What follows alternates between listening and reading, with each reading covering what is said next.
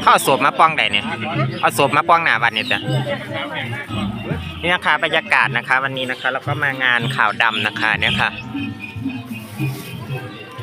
อยู่บ้านเก่านะคะวันนี้มางานนะคะเนี่ยค่ะงานของพ่ออดีตปลัดอำเภอแวงน้อยนะคะฝนมารอบทิศรอบทางแต่ไม่ตกนะคะแปลกมากนะคะวันนี้นะคะตกแค่ครึ่งบึงนะคะวันนี้ก็ยังว่าคนกินเข่ามาเลยแต่ว่าเนี่ยค่ะบรรยากาศนะคะวันนี้ก็คนอาจจะไม่เยอะนะคะอันนี้อยู่ที่วัดบุญยวาสนะคะบ้านนนทองหลางนะคะตรงนู้นก็จะเป็นเมนนะคะเมนเก่านะคะตั้งแต่สมัยนู้นตอนที่เขายังไม่ลอกบึงละหารนานะคะก็จะเป็นพื้นเดิมนะคะเมื่อก่อนแต่ทุกวันนี้นะคะเขาใส่เป็นพื้นในนี้ทั้งหมดแล้วนะคะ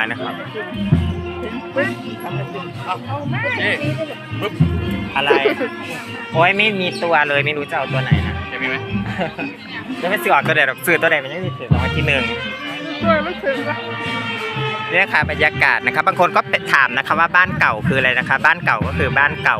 นะคะที่เราเคยอยู่นะคะเมื่อก่อนตอนที่ยังไม่แยกบ้านโคกสูงนะคะก็จะเป็นบ้านนนทางหลางอยู่นะคะบรรยากาศ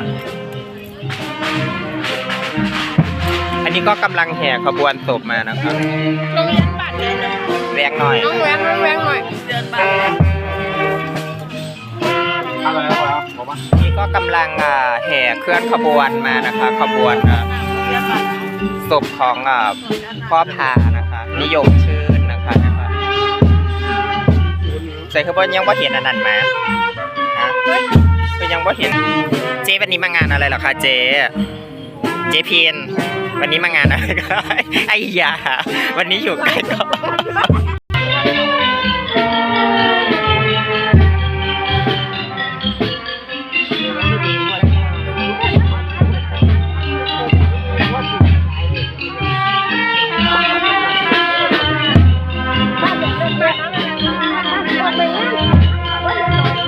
อะไรนะเจ๊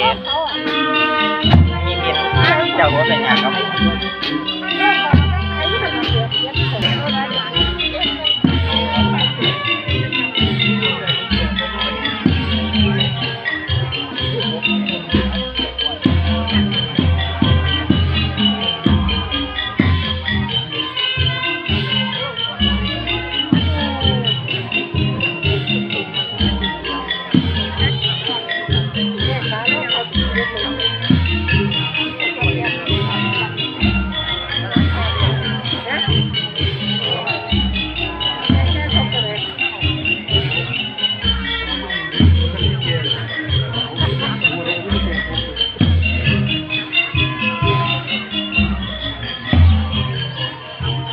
พียน